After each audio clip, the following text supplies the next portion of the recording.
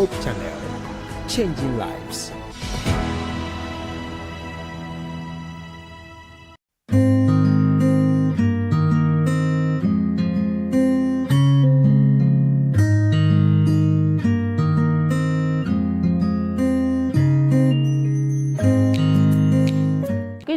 And you are welcome to the consulting room once again. As we do it every Monday at 8 p.m., we come to you in your homes, on Facebook, on YouTube, on all the social media platforms with information concerning your health, with information that will help you make better health decisions. I am Mami Fuakosa, your host as usual, and today we are talking all about kidney.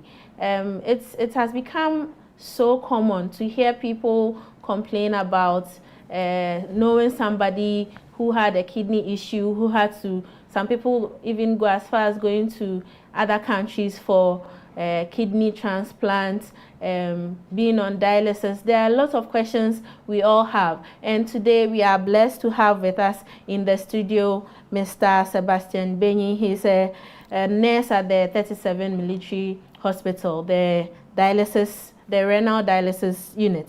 And joining us later on Zoom, we'll be having Dr. Elliot Cranton Tano. He's also a senior lecturer at the Kwame Nkrumah University of Science and Technology. I happen to be a student of this great man once. He's also a senior specialist at the Komfanochi Teaching Hospital with the Internal Medicine Department. He's a nephrology physician. He is also a senior Atlantic fellow, and he's an author and a researcher. He's also quite passionate about kidney. So if you happen to know him on social media, he's always advocating for kidney health. As usual, we have Cocoa Milk as our sponsors. Cocoa Milk is a very healthy, non-dairy, plant-based, no additives added. It's a very good milk for both the young and the old. So I would advocate that we all get cocoa milk. Good evening, Dr. Tano. Please, you're welcome to consulting room. Thank you very much. I don't know if you might remember me, but I was once your student. Wow, fantastic. Yes, please. Yes, please. So I'm sure I can be asking you questions. Hey, boss. But I'm now the one going to ask you questions. You're welcome. I'm in trouble. No. Thank you very much. I'm hoping I can answer. Oh, I do believe you would. Together with Mr. Sebastian Benyi. So he's also here with us in the studio. Thank you very much for honoring our invitation. So we'll go for a break, and when we come back from the break, we'll start the conversation on all about kidney and kidney health. Please stay with us, and we'll be back shortly.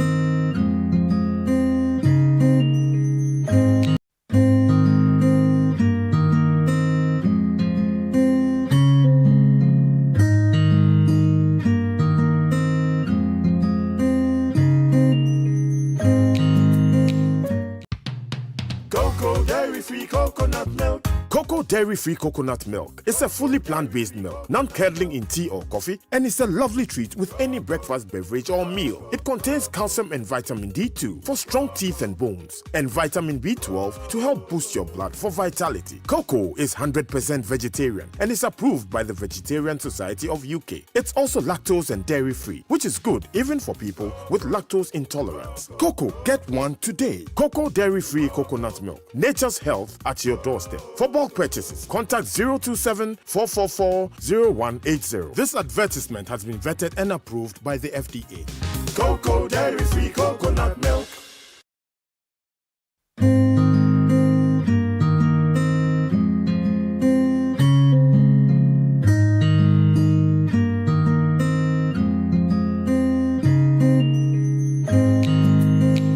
Back to the consulting room. And if you're just joining us, I already mentioned that we are going to have a very interesting conversation on kidney and all about the kidney that you should know for yourself and for everybody around you. We are going to go straight to the conversation. So we all hear about kidney and kidney disease and people having to even go for transplants and all of that. What does the kidney have to do for us humans that it becomes so important, especially when it starts failing? What are the functions of the kidney? Dr. Tano. All right, so thank you, and good evening to your listeners and viewers, I believe. Thank you. Definitely, the kidneys happen to be one of the most important, and of course, because of my biasness to it, I believe it's the most important organ in the body. And why I say that is because it does a lot of very interesting things that most people are not even aware of. In the sense that, one, of course, basically people know the kidney helps you to urinate. That is very important, but that's not the only thing it does. By helping you urinate, it helps to ensure that anything that is in your body that the body does not like comes out through your urine safely. So you can imagine if the kidneys are not working, all of this filth will stay in your body. And that's why you feel very uncomfortable. The next is that it helps you to produce blood. So most people will ask, what has the kidney got to do with blood? In the sense that it's actually the sensor to let the rest of the body that produces the blood to know that, listen, the blood levels are low, so let's produce more. When the kidney is not working, it's not able to do that signaling, and your levels might be low and it will continue to stay low because there won't be any production. On the other hand, it's the kidney that helps you to control a lot of things in your body. Most food items that you eat, the content that are in that are good for you or not good for you, it's actually the kidney that helps to regulate all of these. And one of the most important is blood pressures. We know, I mean, you can see me in a hypertension shirt, and actually May is hypertension month, and the kidney happens to be a major organ that helps you to control your blood pressure. And that is why most people with kidney disease will come with high blood pressure, because they've lost that function. Whether your teeth is going to be strong, whether your bones are going to be strong, the calcium, the phosphate, and all of that, trust me, it is the kidney that helps to ensure all of these things are within their normal ranges.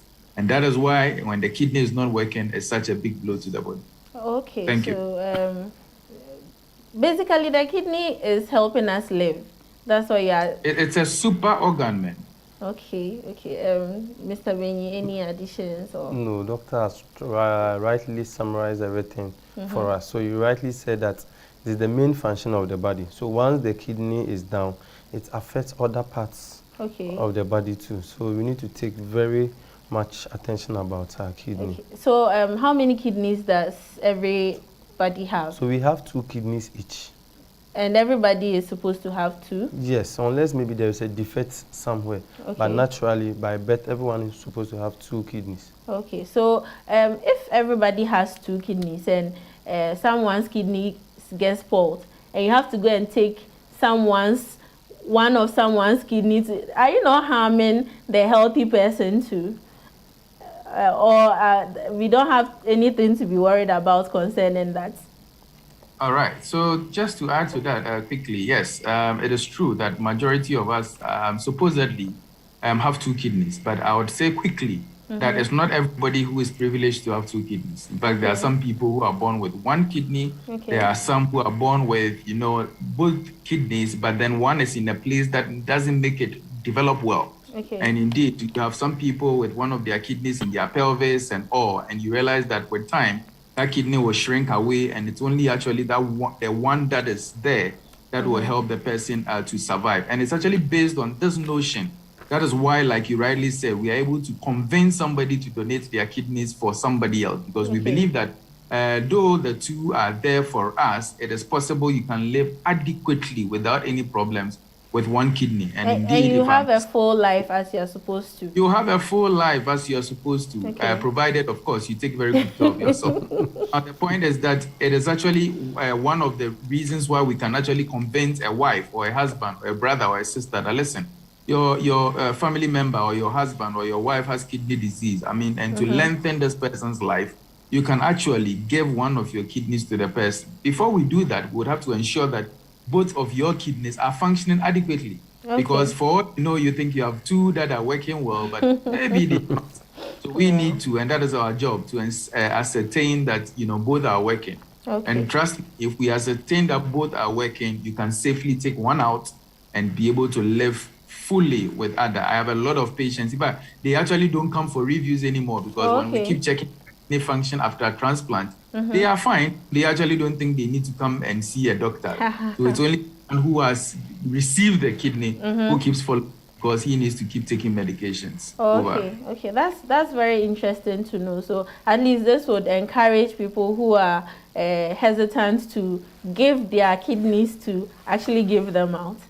So yes, I mean, that's why I advocate that strongly, because there are people, we can actually save their lives and they can live longer if and only if the relatives will have the assurance that when they give that kidney, they will be fine. And I'll be happy to educate people more in that light as we get along, or maybe subsequently. Okay, that's very good to know. So we've come to the understanding that the kidney is an important organ in the body. It helps with controlling blood pressure, urinating, producing blood, a whole lot. The chemicals that you mentioned, calcium and phosphates. Well, we are learning a lot. But so what actually could cause someone's kidney to have an issue? What are some of the things that would cause kidney illness or kidney failure, as we are talking about? So you realize that when Dr. Tanner was talking, he tried to mention some of the causes, some of the things that will cause kidney failure, like hypertension, diabetes, and there are so many other causes that also cause kidney failure. So when you take hypertension as a whole, hypertension can be a cause of kidney failure. At the same time, the kidney failure itself can cause hypertension. So it moves in opposite direction. So when the hypertension is the one causing the kidney failure, it has its own pattern it goes through. And diabetes is also another cause of kidney failure. But when you take diabetes and hypertension, diabetes is at the higher than hypertension. So when we are giving an average of what is the most, we will say that diabetes is the leading cause of hypertension and kidney failure. You also have a disease called lupus, autoimmune, your own cells fighting against the normal cells in your body. So you realize that it fights, so once it is fighting, it ends up affecting other organs in the body. One of the organs is the kidney. So, well, your cells make up your kidney. So if your body is fighting against your cells, it can fight against your kidney too. Dr. Tano? Yes, so what he painted is actually the global picture, where we believe that all over, the most common cause of kidney disease is diabetes. But unfortunately, that is not the situation here in Ghana. So here in Ghana, yes, diabetes, from most studies that have been done, either Komfanoche and Kolebu, actually, typically we put diabetes as the second most common cause. Now, the one that sits at the top is either, depending on who is seeing the patient, either hypertension or what we call chronic kidney disease with cause unknown, or chronic glomerulonephritis. What we believe is that something may have gone on in your kidney that has caused you to be producing protein and blood that typically should not be in your urine. So in most of the studies that we've done, that actually shows that this presentation happens to be the most common. As to whether other factors could be playing a role in terms of infections like HIV, hepatitis B, T, or the medications we are taking rampantly in terms of medications. Yeah, we take a lot of concoctions. Exactly. And all of those things are also contributing to this chronic glomerulonephritis I mentioned. That is still not too clear because we've not done a lot into it. So what we know clearly is that we think that when you have a problem with your filtering apparatus, that's actually what I call the chronic glomerulonephritis. It's a huge word, but just think about it, that the filtration part of your kidney is damaged, and it could be damaged by diabetes in itself. It could be damaged by other things. That is what we actually think happens to be the most common cause here in Ghana. And then the hypertension either sits at the third or the first, depending on who is seeing the case and who is deciding on what the cause is. Subsequently, I think he mentioned clearly that autoimmune conditions like lupus is also there. I would also add that sometimes there are some genetic conditions called polycystic kidneys, So sometimes you're actually born with some conditions that you have no idea. It is not your fault. It's your parents who inherited it from their parents and they gave it to you free of charge. Collect any.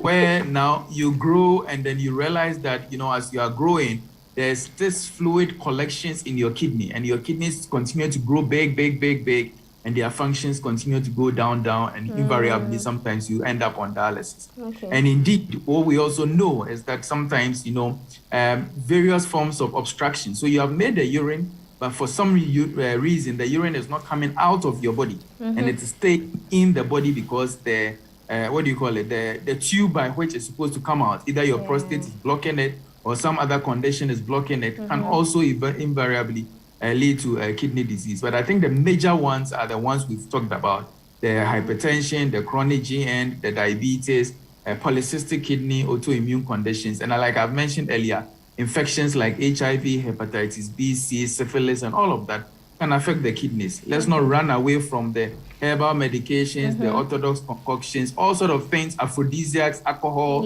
and these things people are taking all over the place because we believe that they have something to do with the kidneys, and people should take note of that. Okay. So we are all hoping that you, the big men in medicine and science, would do a lot of research to inform us more on this in the future.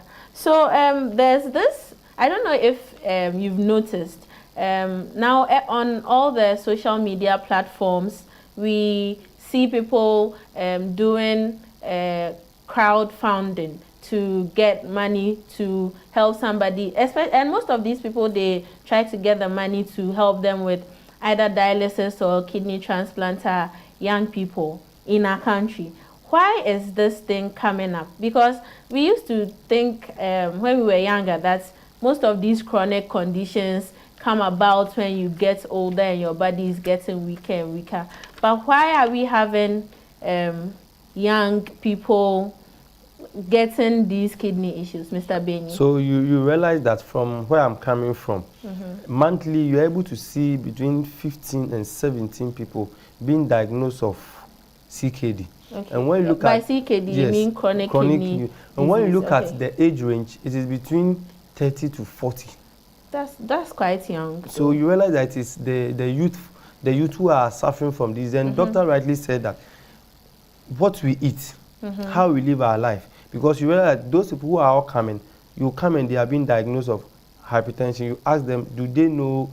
They said, oh, I was told some time ago. But I realized they defaulted in their medication. So due to certain circumstances, they end up later in life, they end up being diagnosed of CKD. And realize that it is following a particular pattern in where I'm coming from. So you realize that within this age, a patient will come 34, 35. What is wrong? CKD. You try to have a discussion with the patient. The patient will try to tell them that, oh, I was told I have hypertension. The hypertension is the cause of this thing, of the CKD. I think most nurses are actually, you get to spend some time with these patients, so they are able to tell you some of the things they don't tell doctors. So you realize that you get to somebody and he has it. I have a patient I normally talk to. I've taken him as a brother, and he told me that he was being diagnosed of diabetes way back when he was a child. So you realize that it's a type 1 diabetes. He was given to at birth, but the parent never had any care for him, so he was about. So after university, he was being diagnosed of CKD. Oh, okay, that's sad. So now he is thinking of doing a pancreatic repair before the transplant. We realize all is cost. But when we get to cost, I will try and give more, or I'll try and talk more about the cost. All right. So, Dr. Tano, the picture that we are seeing where now young people, sometimes as low as 25, 22, you see them Twitter, Facebook, people are writing all these sentimental, sorry if my words might hurt you, but that is a picture that is happening now. You see them begging for funds to help these people. What is causing the youth or young people or children to get this disease? All right, so thank you for that. And that actually happens to be such an important part of this discussion. Now, What we know basically here in Ghana is that the average age of patients on dialysis, or for that matter, end-stage kidney disease or kidney failure, is actually 46, 47 years, as per some study we did here in Komfanoche. Okay. And like he said in studio, indeed, I have patients as young as 14, 12 years. Wow. Sometimes, yes, getting onto dialysis. And indeed, what we know is that, basically, the development of kidney disease actually, we believe, starts from in utero. What we mean is that when you are in your mother's womb, the risk begins. Okay. Now, we also believe that poverty, is so fundamental one way or the other. So think about, yes, we are in Ghana or in most part of Africa. We realize that the poverty is such a big problem in the sense that maybe mother probably might not even have wanted to keep this pregnancy and may have taken one medication or the other. Or mother may have had hypertension and likely to have been on, let's say, some medications like Synopro, Losartan and all without knowledge. Or mother might even be hypertensive without knowing. So now patient in the course of pregnancy develops preeclampsia, that high blood pressure, proteinuria in the urine, and baby does not grow well. Now, I actually wrote a book and I'm actually working on the second one, Am I at Risk of Kidney Disease, where I actually spent some time to talk about prematurity and low birth weight as a risk factor for kidney disease. So what actually happens is that each of us are supposed to be born, let's say, with 1 million cells in each of our kidneys. But if you're premature or you are born with low birth weight, then chances are that you start off, being shortchanged. Maybe you're starting off at less 600,000. And now you develop some malaria as you are growing up, you are not eating well, you have some diarrhea, vomiting, and you are getting all of these insults to the kidney. So if you are not careful, before age, 10, 12, your kidney function may have dropped significantly. And on, and these are the ones you pick now with hypertension, you pick them with swelling around the eyes, idal edema, and so on and so forth. So by the time they are in their teens, now they virtually become patients. It delays a bit, and you are probably catching them around 20-something, So there are a lot of factors that, influence why we are getting, of course, our kidney disease younger. And of course, the black race is in itself a problem, Upon black alone, that is risk of kidney disease, as compared to our Caucasians. And then now you are black and then you develop diabetes or you develop hypertension. And you decide that, okay, your problems. Yes, as a young man, since you want to sleep with all the women in the world, you go and aphrodisiacs and you want some manpower and it will kill your kidneys every day, So before you say, Jack, at 32 years, you now need dialysis. And that's why as we discuss these things, guys, take very good advantage of it and make sure you know your kidney function. Don't wait to get sick first. Because before you get sick, the kidney function would have dropped significantly, and that's the problem. People don't even come early. If we were to see them earlier, you would have prevented the damage. But we don't see them early, and all of these things account for why we are seeing them at younger ages because of poverty and all of these other things I've spoken about. Well, you were talking about the Caucasians, and I know those who are in the other parts of the world, the first world countries, they pay health insurances and they are obligated to go for screenings yearly, and even depending on your health status, you might go for screenings 3 monthly or 6 monthly. But here in Ghana, even when people come to the consulting room, I'm sure doctor has had his fair share of it. Even in my short practice as a junior doctor, you tell somebody to come for a review after 4 weeks and the person is coming after 2 years. Well, I hope... Dr. Tano, you were saying something? Yeah, so yes, you are right. It's a big problem. When we go for conferences and we are discussing ages at which people are getting kidney disease, and one of the highest I've actually seen is in Japan. They are reporting patients coming in kidney disease at age 70, 80, and so on and so forth. I was like, wow. And it's actually that which informs, if you are to read literature, they will say risk of kidney disease is after 60 years. But I feel the risk of kidney disease here in Ghana is not after, 60 years.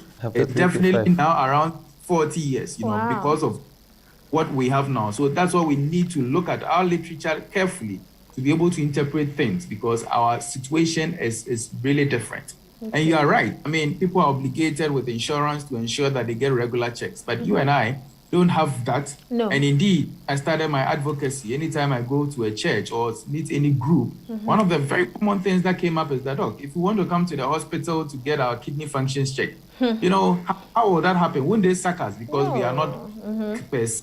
Indeed, we have built a health system that is curative instead of preventive. So in that case, most people only wait to get sick. And when you are talking about conditions like kidney disease, if you wait to get sick, then you are virtually waiting to die because it will come at you very late. Wow. So, and what I advocate, so I actually had to set up an office where people can just walk in. I mean, so I want to get my kidney functions checked. What do I do? Just walk in and we'll run that for you and then we'll interpret it and all of that for you. So I think we need to, and we have always these opportunities to talk to these policymakers to try and fix these things in. But it doesn't come easy. But as you are listening, don't wait for some insurance to do that. Decide by your own self that you get your kidney functions checked. So then whatever function level we find it, we'll be able to, of course, prevent it from getting worse and all. Okay, all right. So all those watching and listening to us, Dr. and Mr. Papanes, they've said so much. In the other parts of the world, you are getting kidney issues after 60, 70 years. And we are getting it around 40 years, sometimes younger. So if you've heard, don't go and say that you go and be in the queue for long, or doctors try or nurses no cry me call and kasame home. It's your health, it's your kidney, it's your own body. Please make sure you are taking good care of yourself. We'll go for another very short break. We'll come back and we'll continue the discussion. We'll probably be going into dialysis and all you need to know about preventing kidney issues as well. So if you have any questions, if you have any contributions, just like we do it every day, you can send it to us on WhatsApp or by text on 055 968 0066. 055-968-0066, and Dr. and Papa Ness are here to answer all your questions. I'm sure they'll give us very good answers too. So stay with us and we'll continue the conversation shortly.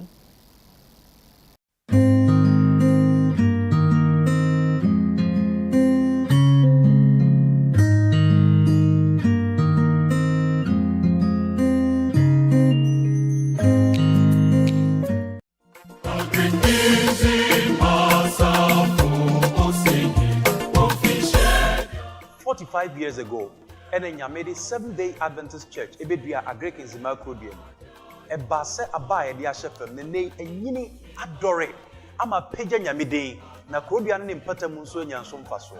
Yamia Dumwa, Busumi, Insia, Eda, Etoso Nine. As of money, a carbon, as Shefakese, Eda, Doyan Kuponsi, or Sofo.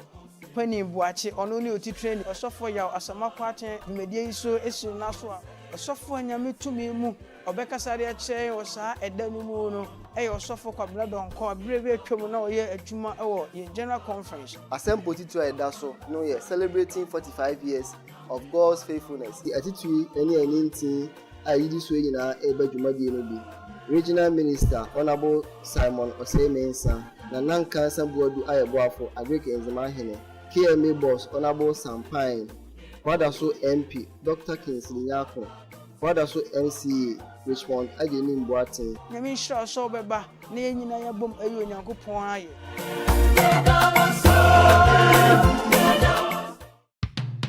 Cocoa Dairy Free Coconut Milk. Cocoa Dairy Free Coconut Milk is a fully plant-based milk, non-curdling in tea or coffee, and it's a lovely treat with any breakfast beverage or meal. It contains calcium and vitamin D2 for strong teeth and bones, and vitamin B12 to help boost your blood for vitality. Cocoa is 100% vegetarian and is approved by the Vegetarian Society of UK. It's also lactose and dairy-free, which is good even for people with lactose intolerance. Cocoa, get one today. Cocoa Dairy Free Coconut Milk. Nature's health at your doorstep. For bulk purchases, contact 027-444-0180. This advertisement has been vetted and approved by the FDA. Cocoa Dairy Free Coconut Milk.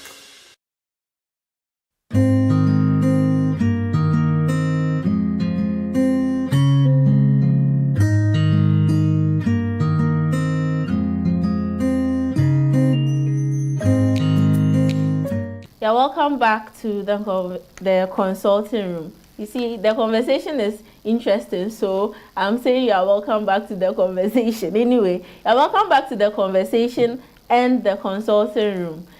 We are talking about kidney and kidney health. All you need to know to help you keep your kidneys for long, so that you don't end up going on dialysis or needing to replace your kidneys.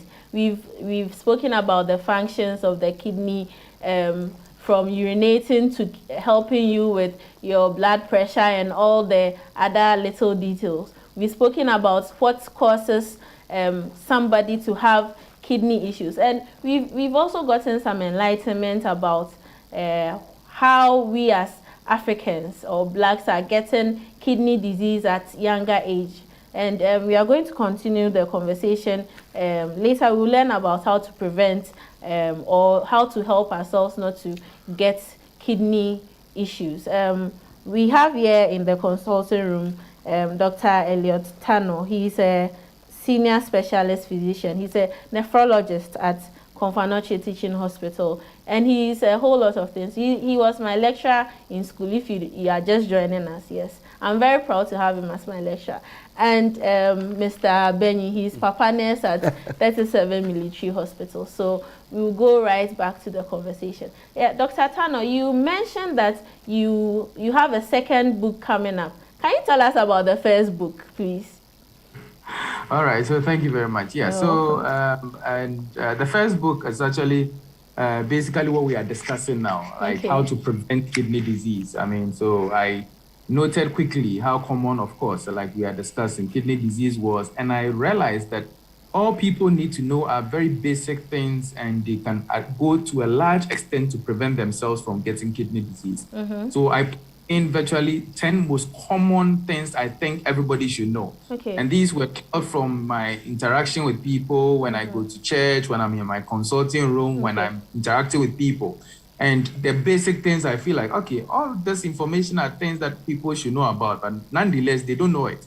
So how do we get them to know it? So actually, the first book was How to Prevent Kidney Disease. And like I mentioned during the break, there's actually a second one that is coming up soon. In fact, it should have come out already, just for my busy schedules. I've not been able to end up proofreading.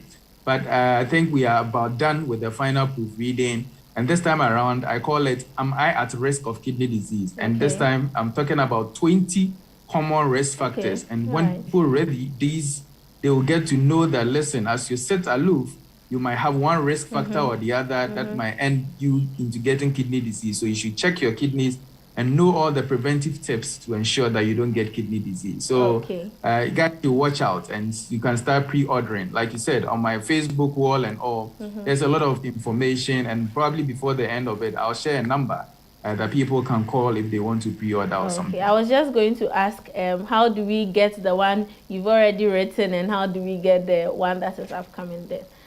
So since you said you shared a number, we'll be waiting for that. So back to the consulting room. We've heard and we know some people that are doing dialysis. It's a very common term now. I don't think there's anybody in Ghana that, especially anybody that uses social media or anybody that is literate that hasn't heard of the term dialysis. And we hear it is very expensive, and there's some mystery around it. If Mr. Benny, you are at the dialysis unit, can you give us something brief about what dialysis is and how the cost and all of those things? So you're right. You get to understand that once the doctors diagnose that you are having CKD or chronic kidney failure, you are being now referred to the dialysis unit in consultation with the doctor, what the doctor orders you to do. So at the dialysis unit, what you are there to do is your kidneys are no longer working. So the dialysis is now going to work as a medium for your kidney. So you are being brought, you are put on a machine. It's unfortunate we can't project the machine, but one day we will try to project the machine for you to see how the machine itself works. So anybody who enters the dialysis unit, once you have been diagnosed of CKD, you are coming for it. So when you are being the first time, when you are being diagnosed of CKD, the first day you do 2 hours. And the 2 hours you are at my place, you are paying 450 20 Ghana cedis. For 2 hours? For 2 hours. Wow. That is the first day. And how many, doctor already mentioned poverty. And yes, it's not just about him mentioning it. A lot of Ghanaians don't have the money. By the time I finished doing the calculation, you realize that dialysis is not for the poor. But then it's the poor that is getting these issues. So you realize that if you are poor, make sure you don't get it. Okay. So you realize that first 2 hours, you are paying 420. The following day, you are supposed to come. Because you have been diagnosed of CKD that instant, and the doctor has brought you. Maybe sometimes it can be in acute. So you are doing it so that the kidneys will go back to its normal stage. So you come 420. The following day, you are coming again, another 420. But before you even do the line, you have to get an access for you. Okay. And the access, by the time you finish paying the access and you do that, you are always getting to 2,000. The very first few days? Very first day. The first day. Within 2-3 hours, we are running around to 2,000. And it's not that it's just your institution that is expensive. No. The things we are supposed to go and buy this, go and buy and come. We are supposed to do lab and come. We are supposed to pay for that. So, but within some minutes, we have spent almost 2,000. Wow. And that 2,000 is just for that first day that you came. The following day, you are paying 2,000. So at my end, we are supposed to do dialysis 3 times in a week. But because of financial constraint, we try to advocate, then they do 2. So every section is 420. Wow. And every patient is relying on the machine for 4 good hours. Okay. So you are lying at one place for 4 good hours. It's so not essentially you're knitting just 4, like your blood is cleansing itself just 4 hours, 4 hours in the day. 24 hours. So wow. 4 hours you do it, then you come another day and come and do. So if you are doing Monday, you come Thursday and you pay 420 again. Okay. So you are paying 420 with 1 week, which is 8 something. When you multiply that money by a year, you are spending over 50,000. How many of us have 50,000 lying somewhere? That's the question. You don't see yourself paying for that money, yes. But when you sit down and you pack your receipt, you realize that you are paying 50,000 a year. Okay. And that 50,000 it comes with dialysis and whatever it is, medications. Your transportation is not part. What you eat is not part. You probably bring somebody along and all of that. When it happens, if you're a family member, you may end up stopping your work because you have to bring that person to the hospital. You have to bring the person to the hospital. You have to look for what the person will eat. So you end up... You have to become a full-time caregiver. Yes. So if the family have to employ you as a nurse, if they need be. So it's a whole package altogether. So it's not an easy journey because sometimes patients will come.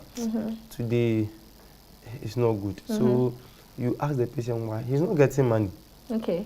So it's a whole issue. Okay. The cost is cost intensive. All right. So Dr. Tano, Papa Nurse has just given us some financial. Is it the same at your facility too? Yes. So dialysis is expensive, and indeed, I mean, it's the reason why some of us feel very uncomfortable just sitting and waiting to see young people or see people come and all of this cost. You know, so if you see me in the advocacy space, you see me on social media, it's actually something that is chasing me to ensure that Ghana becomes healthy in terms of their kidneys. Yeah. And that is why I feel that programs like this are very important. Honestly, I came back, I was tired, like you said. Thank you very much for joining us. Very late notice, yes. But I always see this as an opportunity to let an extra person know what can do to ensure that they don't get to that state. Okay. And indeed, what he said is absolutely right. I mean, the cost varies. I mean, most dialysis units are now charging over 350 into 400. Some are even charging 500 per session. And ideally, I mean, he said something which you should take note of, that twice a week is not ideal. Yeah. Ideally, you're supposed to be doing it 3 times a week. Yeah. So if we use a value of, let's say, 400, you're talking about 12, what do you call it? 1,200 cedis every week. 1,200 a week, all right? And if we work it out to a month, we're talking about almost 5,000 a month. How many people earn 5,000 every month in this country? That is exactly the question. And like he said, this is only come lie on the machine and get off. That's not the only thing you need. Like I said, your kidneys lose the ability to make blood. So you need regular injections that are also very expensive that are given on the machine. And that is also its cost. How will the doctors know that your dialysis is going well? You need to do regular laboratory investigations, and that is also costs. All right. Yeah. Medications, most of our medications might not be covered by the insurance. That is also costs. Okay. So when you're putting it together, your average patient probably is spending to the tune of, that is, if they are doing it well, they are spending to the tune of about what, some 7,000, 8,000 a month. Wow. For survival. And what I say is that when you wake up in the morning and you are able to pee, you should thank God, because people are paying expensive amount of money just to be able to pee. All right. Wow. So please, if you have that ability to pee, don't take it for granted. Protect kidneys for them to save you for life, or else you run yourself into trouble. Okay. So another question about dialysis. Is it risk-free? Does it have any complications doing dialysis? Dr. Tano? Oh, okay. I thought you let the nurse take it. Oh, well, he can. Yeah, but I can go. I yes, mean, please. So dialysis in itself, I keep saying that by itself, it is not advantageous to your kidney. Oh. Dialysis helps you to survive. Oh, yes, I'll explain very soon. So nurse will attest to the fact that more often than not, you might have patients who come on dialysis, they might be passing some urine. 3, 4 months, 6 months down the line, you ask them now, are you able to urinate? They say no. Wow. Actually, the dialysis now, because the amount of fluid that is supposed to go through the kidney for them to keep urinating, now we are using an alternate route to take it from their body. Yeah. So eventually, they lose the ability to make their own urine and pass their urine. And these are the ones who will totally be dependent on dialysis. When they miss one dialysis, they become very breathless and they eventually die. All right, because the kidneys are shut down. Again, he mentioned something about access. When we say access, we need very high blood flows to be able to clean your body during that 4-hour session. And we cannot just do it with these cannulas that we use to give IV fluid. So we need huge catheters. Now, these catheters have a risk of getting infected. It's actually one of the most common problems we see in dialysis units, catheter-related infections. All right? Okay. So dialysis in itself runs you into all sorts of troubles. Sometimes when you start the dialysis, your blood pressures either are dropping because we are pulling off a lot of fluid, or sometimes your blood pressures tend to go very high. Again, sometimes because we are taking a lot of fluid, or we are dialyzing your antihypertensives and all. Now, the time you spend on dialysis, people don't think about it. The economic cost of coming to sit and wait for your turn for some 1-2 hours. And after the 4 hours is done, sometimes you are looking dizzy, or you are feeling so tired, and you cannot do anything else for the rest of the day. Economic cost. What will the children eat? How are you going to go to work? And all of that stuff. So it doesn't come very easy. And dialysis in itself, apart from all the infections, and you lose a lot of blood. So normally the blood lines are clean. They are transparent when we start off. But then afterwards, you realize that it's pinkish. Your blood has left in. So you realize that their HB levels, or their blood levels tend to be low more often than not. So in fact, complications of dialysis is a whole topic by itself.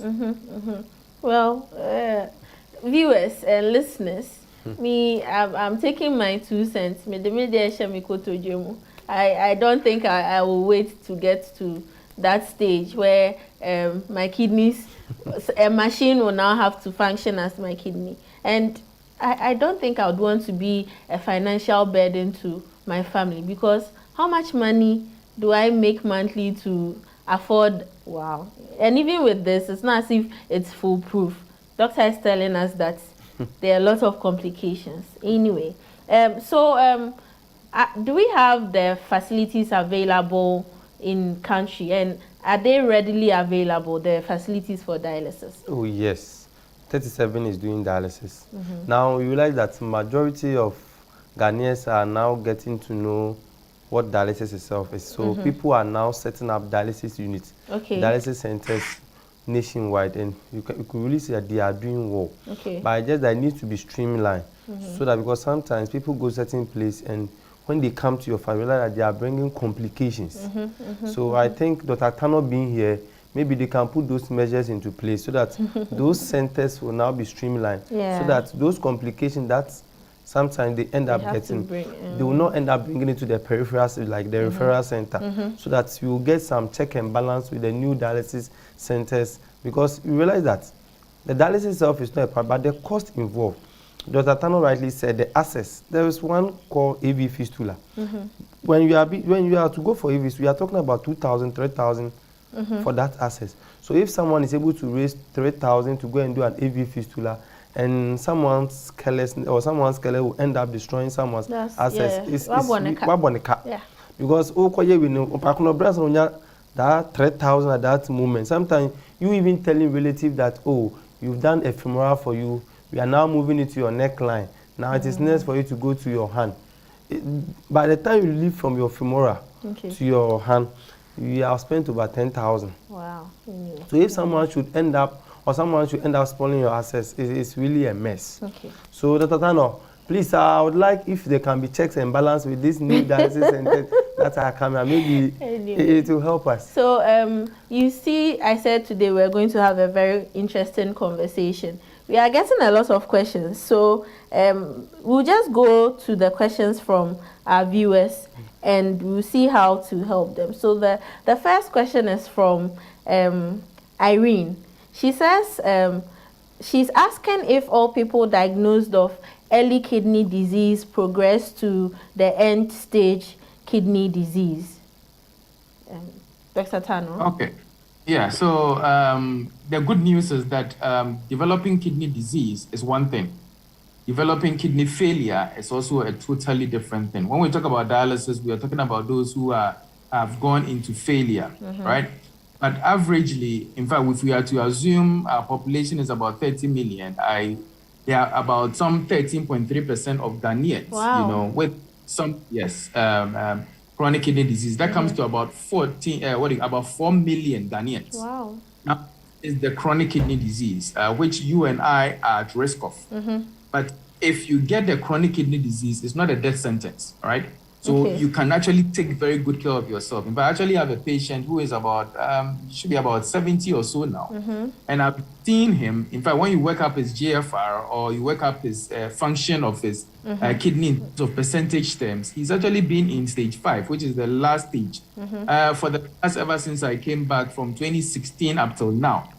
And anytime I see him, I'm so excited because his kidney functions have been stable. So he comes and his creatinine is in the 300s, and it's always been in the 300s.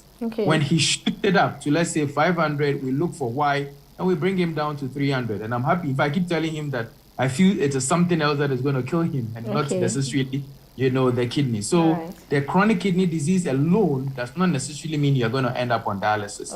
In fact, I sometimes tell my patients that sometimes maybe some car that will knock them down or something else that will kill them and not necessarily the kidney disease because of how hard they are working to take very good care of themselves. Nonetheless, there are some group of patients who progress, you know, to end stage for which they will need dialysis, but it's not all. It's not universal. All right. So if you happen to be in Techiman, New Leaf Hospital has a dialysis center. They are an ultra-modern hospital. They've been working with Hope Channel. So if you are in Techiman and its environs, or wherever in Ghana you are, I'm sure you can visit there and access their services too. So back to the questions we've been getting.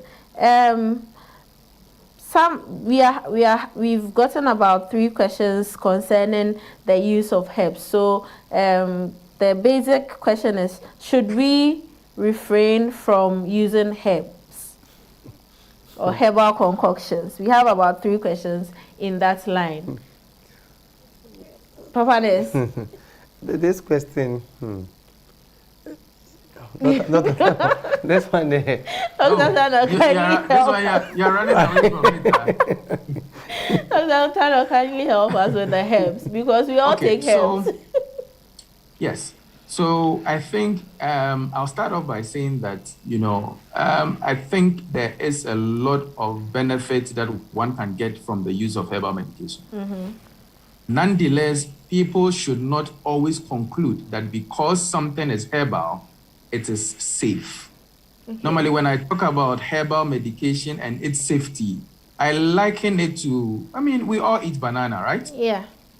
Yeah. Now, when you are eating banana, you actually peel off and then you eat the fruit, isn't it? Yes. We actually don't put the skin of the banana or the peel into our mouth and start chewing. We don't do that. No. But what I ask is that not also natural? Yeah. The peel of the banana is natural, but you and I will not chew it. So the lesson here is that the fact that something is natural does not necessarily mean it is safe. Mm-hmm. Now, the key issue is that as you are taking this herbal medication, mm-hmm. we've mentioned that any food that you take, any drink that you take, it is your kidney that ultimately has the ability to help excrete it. Mm-hmm. Now, if it keeps going to your kidneys and it's strong enough, of course, we don't have a problem. But what if your function of kidney is about 30% without your knowledge? Yeah. What it's at 20% without your knowledge? And indeed, when you read or when you listen to most of these adverts, oh, when you are pregnant, don't take it. When you are breastfeeding, don't take it. I'm yet to hear, oh, when you have a decrease in your kidney function, don't take it. Yeah. Or when you have a decrease in your liver function, don't take it. The evidence in those areas are very weak. So what I tell my patients is that if you are taking any item into your body and you cannot guarantee how safe it is for your kidney, it is better you refrain from it. Okay, all right, thank you. Or else you might put yourself in trouble, because I have a lot of literature out there of various forms of herbal medication people have taken and reported to my facility with acute kidney injury and with chronic kidney disease, and people need to be on the lookout. Okay. When I say these things, people are ready to come and attack you that, there's a lot of this on the market and all. I know patients who go and take them, they run into all sort of trouble. So what I'll say is that I'm not going to spoil somebody's business. Mm-hmm. It's not long ago, I mean, I don't know how old you people are, but not long ago, Pania Tobacco was a huge company here in Ghana. Mm-hmm. I remember so well their superstructure around Circle. What did we do? Educate people to stop smoking. And where did they go to? They disappeared. So if I empower you to know the right things to do, most of all of these people that are springing up and making all sort of money from the use of herbal medications without the appropriate authorization, I think would end somewhere.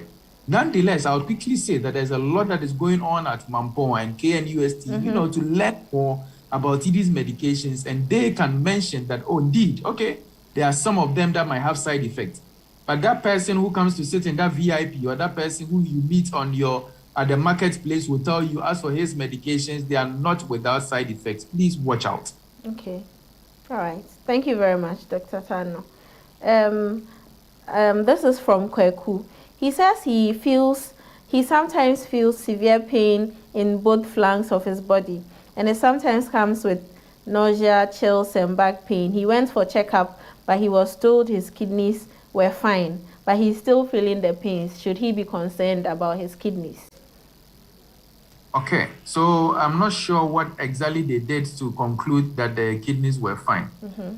But one thing I would say quickly is that chronic kidney disease is not painful. Okay.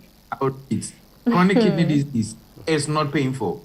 So typically, when you are actually, you want to know whether or not the pain as a result of the kidney, the only thing that will be painful with the kidney is when you have a kidney stone or you have, say, an infection in your kidney. But chronic kidney disease is a silent killer. Indeed, we've not mentioned this, but I'll take the advantage to mention. Chronic kidney disease is without symptoms until it is late. If you are saying, let me wait for symptoms before you know you have chronic kidney, or, oh, I have pain at my back, so I think I have chronic kidney disease, you are getting it wrong. Yeah. Rather, the most common cause of back pain is posture. So people should be mindful the way they sit and all of that, and probably they can get away with it. But if it is painful, it is not chronic kidney disease. If it has to do with the kidney, then it's either a kidney stone or an infection in the kidney. Well, talking about kidney stone, someone also asked a question, and she says she has kidney stones, and she wants to know if it affects the normal functioning of the kidney.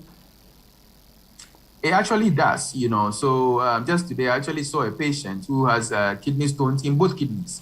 Okay. So I had seen her already about 3 or 4 weeks ago, where the ultrasound said that, that stone was blocking the flow of urine. Okay. And that urine was hitting back at the kidneys again. Yeah. So the function of his kidney or her kidneys had actually deteriorated to some extent. Yeah. So when we started, with management and all, today, actually, when she came for review, her kidney functions had improved, and she actually came with a CT scan. That actually shows that all the blockage of the urine has been relieved, okay. all right? And the kidney functions in terms of the creatinine that had gone up to, I think, over 200, had now come to less than 100, So definitely, the stone, when it's causing an obstruction, can definitely affect your kidneys. Okay. Sammy, yes, you are suggesting that we run the show, this kidney failure show in Chi. We hope to do it soon so that we reach a bigger audience. Anyway, noted. I would try and summarize a bit, at least for the benefit of the Chi listening people. Dr. Atano, you can just go on with that. We have a few minutes left. Oh, okay. Yeah, so with the Chi, all right, so that that is everybody... And you know, you can't say, na ne can say, Sayare, Arabia, where bibi my Ghana have for a month forward, Sayare. Near many didn't come over studio or a juma our dialysis unit, our 37. Now, Case, Nipa Bibri or Minsumiti Kumasi Hanum, Yariana Abapa, and Arabia. Me assure say, Yaka say, what is so be any be now Nimobia when you be. Now, then a day Araba, in him some Jamo so the bar, in him says she area the bar, in him said to the be and Ryan, no, my in near a yes, no, etime at the bar. But to the being so I won't show who so ye and be any demo and answer near way your wine. To the be a non so has any pa. And near can say, Sayari and Dodona and country in show, could sit on my bed and a becon and Nima Nasa Bequachili. It's you or what, Pemre, Nako show sana one day, a friend yet. Now near a year can see any so you be a ABS chair or so and answer Mujamor so and answer with 40 years and above and Yamana and Bruno also share because he be Brimhano. Omo munya sayare na dodo na no omo edi be 40 years nti ye kwa no ne a amanfo beka so munya sayare na bia 70 ana 80 ebi bi ha de 40 ebi wo kra 15 years 12 years nya etiminya sayare na unya sayare na onya sa okoda dialysis so a eka no edoso pa etinia ye ka kira amanfo ne se ye hwe ehun so yie eduane a ye bedi kwan ye befa so ye behwe ye ho na ye nya nya sayare what is that semia catchiro obi no kanchiro obi ne nyan mbo ye ho ban yen kohwe ye sa na ho den utime ko baby facility ana lab bi obetimi aye test na ma o se na be a obebo o sa na ho ban we ni abrofo de kakra me ye sure say me kan obetimi ate ase no eni e bia ye be pembre foforo na ya ka twi nko na abrofo. So we actually have a program on our channel. It's called Apomudempa on Sundays and it's in Chi. So I'm sure Apomidempa would also run this kidney issue program. Yeah. So Dr. Tano, you were saying earlier that you were going to give a number for the book, just so that those of us who can get it would reach out and get it. Okay. All right. Fantastic. Yeah. So people can just take this number down. 059. 222 17 28. Okay. And this number happens to be the Kidney Specialist Center if you are to put it in or you are to enter. If you call, if you want us to deliver it in terms of, you are an organization, you need X copies and all, we'll be able to deliver. I mean, I am based in Kumasi. I had a few agents in Accra and all, but I think they ran out of copies. And so now the copies are actually now only in Kumasi. So if you need it, you can reach out to this number and then we would arrange for you to get one. So 059 222 17 and then 28. All right. Yeah. Thank you very much. Okay, so I wanted to add something to what Doctor said. So with this kidney disease we are talking about, we should also be mindful about our patients. Our patient comes to the hospital, we treat them, and excuse my language, the so-called pastors try to also advocate them that, the disease can be cured if you come to my church and listen. So we have to also be cautious about these pastors. I'm not saying the pastors are not good, but scientifically, you realize that with what we've talked, or there's no way or there's no belief that when you go and sleep in the church house for 1 week, 2 weeks, by the time you come, your kidneys has been totally be repaired. Yes, we believe in God. When you pray to God, that God heal me, I believe that God in his own wisdom will heal you. But to leave the hospital setting and go and sleep in a church house, I think it's something else. Okay. So you were saying before we started that you have a home care. Yeah. Yeah, so I have a home care which is called Sadel Care. Our care is basically for like patients who cannot be able to be catered at the hospital. So if you are in your house, we can come and take care of you.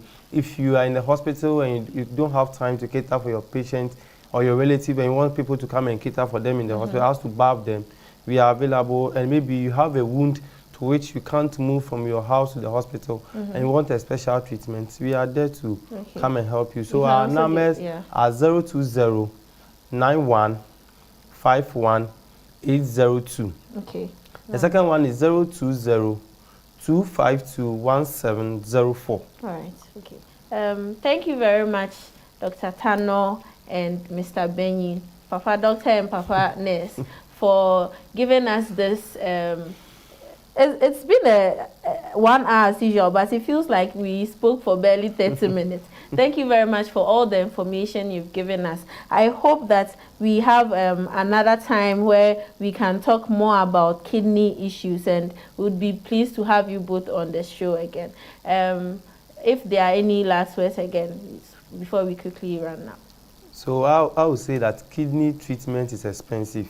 So my mothers, my brothers, my sisters, as the doctor rightly said, so also an apana se utumi junso da onyame ase se utumi asori an apawa junso. So we should be conscious that an apabia osori bia obejunso, and we should take exercise as one thing we have to do. Each and everyone needs to exercise every morning. Drink a lot of water.